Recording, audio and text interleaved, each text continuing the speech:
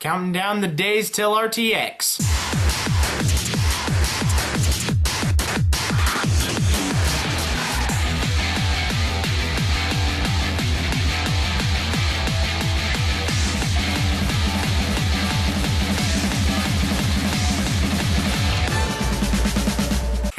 Hey everybody out there in YouTube land, Jake of the OneManBand is back again, giving you guys another RWBY in-depth look. I am excited I can finally get back into doing these for you. So, getting into the in-depth looks once again. Gonna try to be getting away from the mini looks, just so I can get what I want to get done, actually done. And this is one that I've been wanting to do for a long time. Team Cardinal. Their breakdown. I've done every single student team besides this one. So let's get started. Now, it can be easily said, and pretty much know, that Team Cardinal isn't really in the top 10 of characters that people like. Anybody on the team, nobody really likes. Just due to the fact that, you know, oh, they're seen as the bullies, they're seen as the racists, they're seen as the mean people that you don't like when you're in high school. But actually going in and looking at them, like character-wise, and what they can actually be, these characters are actually very, very interesting. At least in my opinion. So, let's get started. So let's start by talking about the top dog himself, Cardin Winchester, the leader of Team Cardinal. Now, I did go over his character a little bit in my RWBY in-depth look secondary characters video that I did before Volume 2 came out, but that video's old and you're like, Jake, you should make more videos that are more up to date, and these videos are old. I know, okay, I'm getting to it, but we're gonna be talking about Cardin once again. So, pretty much, his inspiration, he is the only character in Team Cardinal that we actually solidly know what his inspiration is. His inspiration comes from the actual Cardinal of Winchester, back in historical times, who was a, he wasn't a supporter, and he was actually against Joan of Arc's actions. So, since we know that Jean is based off Joan of Arc, it makes sense that they would kind of have a beef, and it's actually quite ironic and funny. But actually, in RWBY, it's the Joan character who ends up winning. Good for that. So, basically, what could be said about Cardin? Well, he's pretty much the leader of the bullies, and that goes without saying, since he's the leader of the actual team. He's the one who probably has the biggest personality. He's, you know, the top dog. He's really charismatic, and he's able to get these guys really to do whatever he wants, either out of just intimidation, or peer pressure, or just by, you know, oh yeah, I'll be your friend. We have seen that he has been manipulative, and he's actually quite smart. But we know that he's racist against Faunus, and he picks on Jean especially, and he probably picks on anyone who's either smaller than him or anybody he knows that he can get under their skin. That's what bullies try to do. They go after people who they know that they can just poke enough that I'll get you to do whatever I want. I annoy you because I'm a bully. And we do know that he isn't just dumb or whatever. He's actually quite smart. Very manipulative, if you think. He's able to manipulate John into doing things for him, and, you know, even going as long as being, oh yeah, we're friends now, Johnny boy, you know, using words. He's actually quite silver-tongued for sort of the meathead bully that we're kind of used to. But though he isn't a meathead and he is on the smarter side, he does have a temper problem. He gets angry at Blake and Pyrrha when they're basically schooling him, pun intended, in Oobleck's classroom, and he also gets angry when when his team is fighting with Pyrrha, how he's losing, and he just gets so angry that he knocks one of his own guys out. So, it's probably the combination of him being smart and him having an anger problem that can kind of probably will lead to just stuff happening in the future that won't be good for him. Alright, let's talk about his weapon and his fighting style. He wields a big old dual-handed mace. And even though he can wield it just as well with one hand, he's very efficient with it. He's able to block bullets with it, swing it around, smack it to the ground. It has some form of explosive power in it, probably due to the burn dust crystal that's housed in its center.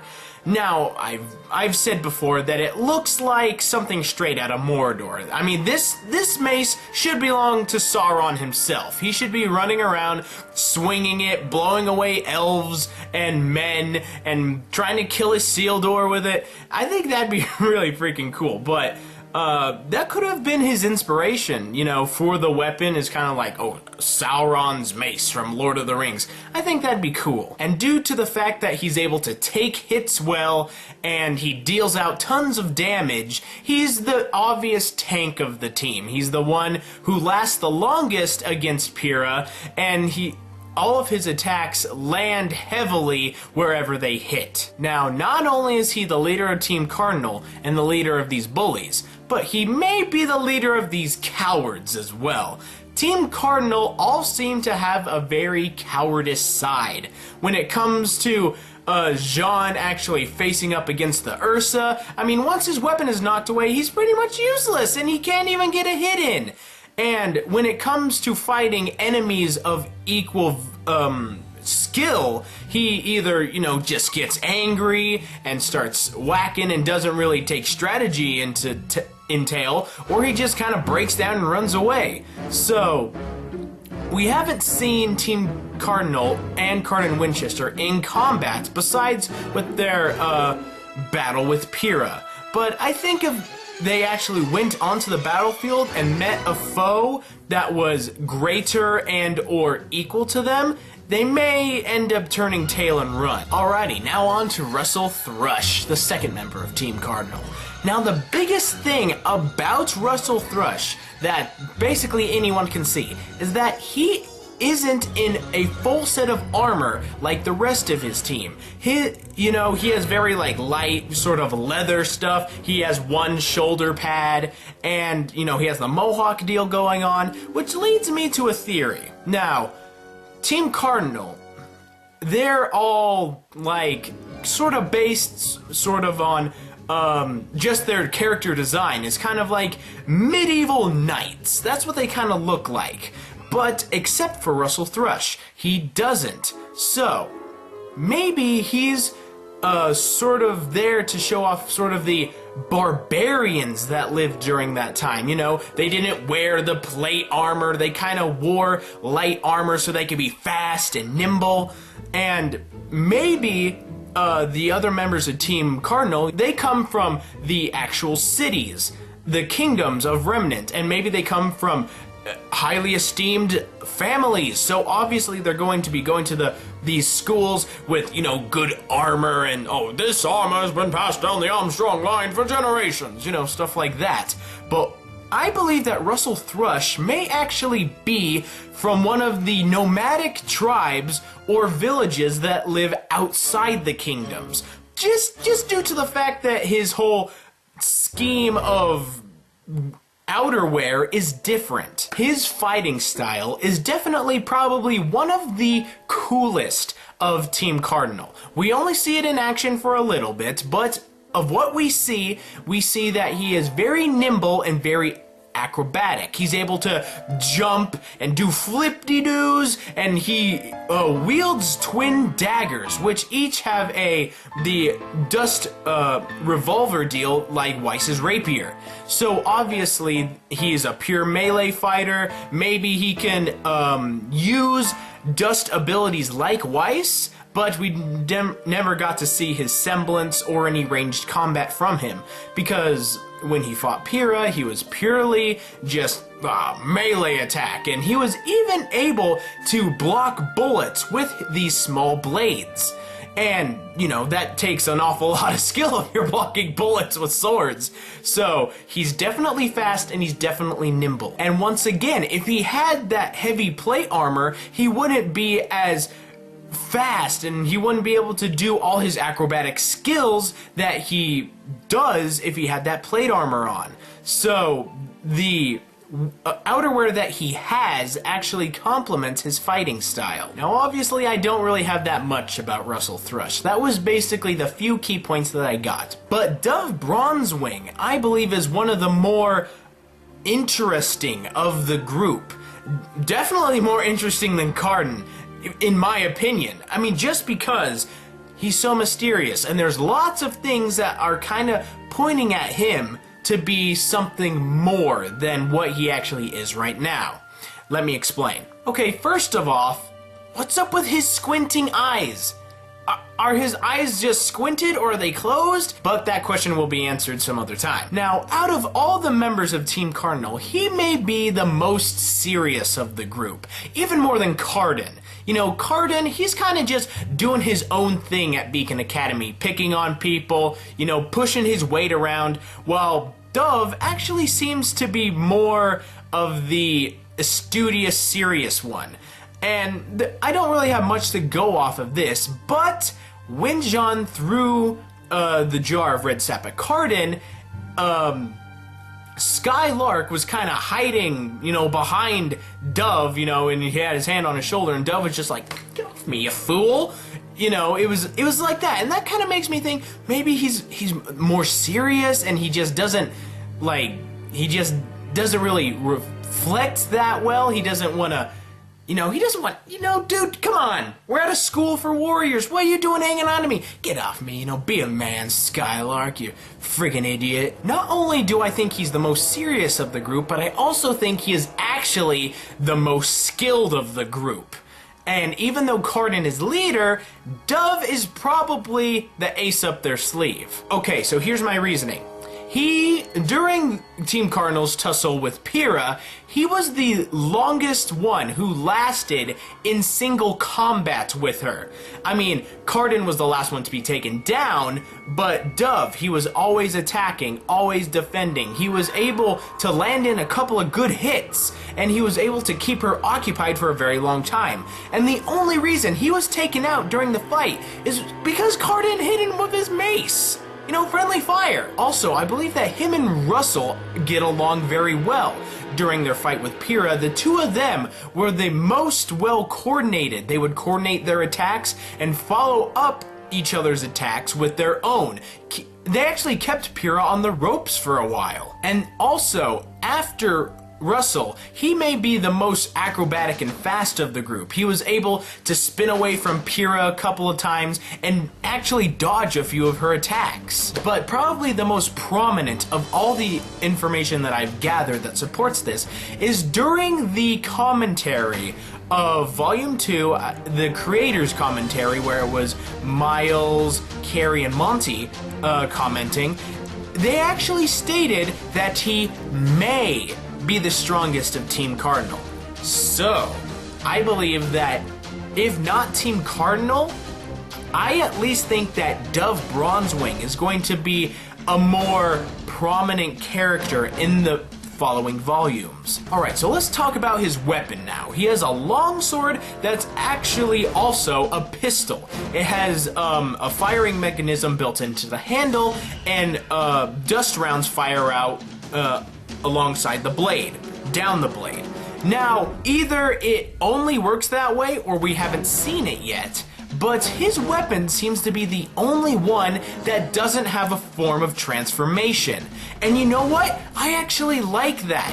Well, I guess Jean doesn't have a transformation, but his shield does the thing. But I'm getting off topic. Okay, I would actually like the idea of a weapon like this. You know, not every weapon has to be so convoluted and do all this stuff. I mean, a longsword that shoots bullets? That's kind of already cool. And not only that, he's actually skilled with it. He's able to use it well against Pyrrha, and when he fires the gun part of the blade, he fires it like from the hip. He doesn't like aim down sights or anything. He's just like bat, bat, bat, bat, and he shoots accurately from the hip. So he may be some form of gunslinger as well as a longswordsman. Bottom line, I think Dove Bronzewing is the most talented of this team. Alrighty, now on to the last member of Team Cardinal, Sky Lark. And I believe that he may actually go by Lark instead of Sky, due to the fact that in the Team Cardinal lineup, the ending letter is an L instead of an H. I mean, of course it wouldn't be Team Cardinal if it was an S, so they probably had to mess it around. But then again, Ren, he goes by Ren. So Skylark can very well go by Lark. And besides, Sky isn't really a guy's name, if you think about it. No, it's not. Out of all the members of the group, I think Skylark is the one who is the weakest link. In many ways, I believe. I mean, I think he's the one who is the most immature of the group, even though they're kind of all the same age. I mean, Bronzewing, he kind of shows himself off as a very serious person. Cardin, he may, you know, still be the lead bully and head honcho, but he's manipulative and he actually has a good head on his shoulders. THRUSH, we don't really know much about him, but I think he would fall along the lines of maybe Cardin. But Skylark, he seems very immature just by the few things that we've seen him do. Once again, I've said before, when John threw the jar of red sap, he hid behind Bronzewing. You know, had the hand on his shoulder like, oh, he's gonna get us. And, you know, Duff was like, get off me, bro, you're stupid. So, you know, that could have just been like he automatically like, oh, something's gonna at me, gonna hide. But, you know, wouldn't you think somebody who went through combat school wouldn't flinch from a glass jar being thrown at them? I mean, that's just me. I would think that. Also, something to take into account. When Team Cardinal is mocking Velvet, he is over there and he's making mock ears with his hands. It's kind of an immature thing to do if you really think about it. I mean, come on. You're like, what, 17? This isn't like preschool. This isn't kindergarten. What are you doing? I mean, bullying is bad and it's immature by itself. But making paramime ears to insult somebody, it's immature. But the whole idea of him being immature and more playful than the other members of Team Cardinal may be due to the fact of his inspiration. Well, not the inspiration, his name's inspiration, the Skylark. And it's, the Skylark has been known to be like a very youthful, very energetic, mischievous type thing. So that could be something. So let's talk about his weapon really quick. His weapon is a halberd, the giant spear/axe weapon. And even though we didn't see a transformation, or we didn't see if it has any range capabilities, it's a big weapon and somebody of great skill would have to be able to use it. But out of everything that he really did with it, he may be skilled with it, but I don't think that equivalates to him being a good fighter. I mean, don't get me wrong, he's able to use it very well during the fight with Pyrrha, and I think he would have very high attack power and attack capability. But when it comes to playing defensive, he doesn't really have much to block with, and he doesn't have like the initial bulk like Cardin does, so he can't really be a tank, and he can't defend himself. He has like a pole. What am I supposed to do with this? I think his fighting style would have to be, I have to attack, and if something's gonna try to get me, I either have to dodge it, or Cardin has to come in and take the blow for me. So, in the fight with Pyrrha, we see him do the least amount of work. He's the first one to be taken out during the fight. So that's why I believe he's the most weak and the most insignificant, less skilled, less talented one of the team. Now, talking about the entire team as a whole, well, they're Team Cardinal. They retrieved the black bishop pieces when they were doing the initiation game, mission, thing. I watched Hunger Games, what do you want from me? And due to the fact that they recovered the black bishop pieces, I believe that their team acts very much like the bishop piece in chess. The bishop piece, it can go diagonal. Besides the queen, it is the only one that can move diagonal to attack. and move. Well, the king can do it also, but the king only moves one space, so it's the king. Nobody cares. But essentially, the bishop can go deep into enemy lines, get behind enemy troops, and take out key targets, and then can get out just as easily. Now, I believe Team Cardinal would actually fight like this if there was a big battle going on. They would go in, take out a key factor in the battle, and then quickly retreat. I don't think they would really have the strength or the endurance to take on lots of enemies over a long amount of time. They would be a heavy hitting group. You know, we would come in, we'd take out a bunch of enemies, and then we would quickly get out. That's how I believe that Team Cardinal would fight in a battle situation. That is, if they didn't just turn tail and run when things got bad. Now, Team Cardinal's track record with battles isn't really all that good. Now, in Volume 1, they come across the big Ursa in the Force of Forever Fall. And we know the students brought their weapons, because Cardin had his mace, Team RWBY had their weapons, Team Juniper had their weapons, so it can only be assumed that the rest of Team Cardinal also had their weapons. What happened when the Ursa arrived? They ran away. Didn't even try to fight it, didn't even try to be like, oh, what are we gonna do, Cardinal? What are we gonna do, Cardin? Are we gonna kill it? Nope, just, that's a big Ursa! Run away. That's it. They're cowards. What else do you want from me? Whether their cowardice will actually work into their favor or against everyone else's favor is yet to be explored. Now, my hopes for Team Cardinal. I know that they are the racist and the bullies and pretty much the bad people of Beacon Academy. But I would like them actually to be the redeemable bully in the situation. The redeemable bully is the person who is a bully and is an antagonist, but once something happens, they are able to redeem themselves, and they become then an ally to good and an ally to the protagonists. I mean, they may just turn tail and run when things get bad. They may go inside with the bad guys, you know, just to be like Malfoy from Harry Potter, but I at least want them to be the redeemable bully in the sense. And I got my own reasoning for this, and I would just love to see these guys, you know, during the past 2 volumes, we've been on the side of just like, we don't really like these guys, why should we care about them? That's why I think if they were redeemed, it would be all the more entertaining for us, because here are these people who we didn't really expect to be good, and then they come back and they're actually good and they're helping. So I just gotta say, I have high hopes for Team Cardinal.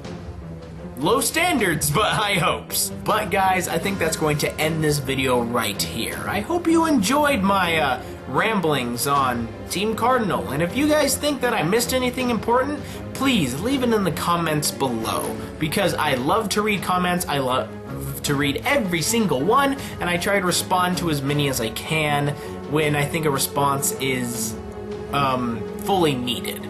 So, be sure to like and favorite if you've enjoyed, subscribe of course if you feel inclined to. I'm Jake of the One Man Band, I strive to entertain you in more ways than one. Next time, I want to try to talk about a cute little dog that stole everyone's hearts when he arrived in RWBY. But until then, I gotta watch some Cowboy Bebop. So, I'll see you next time.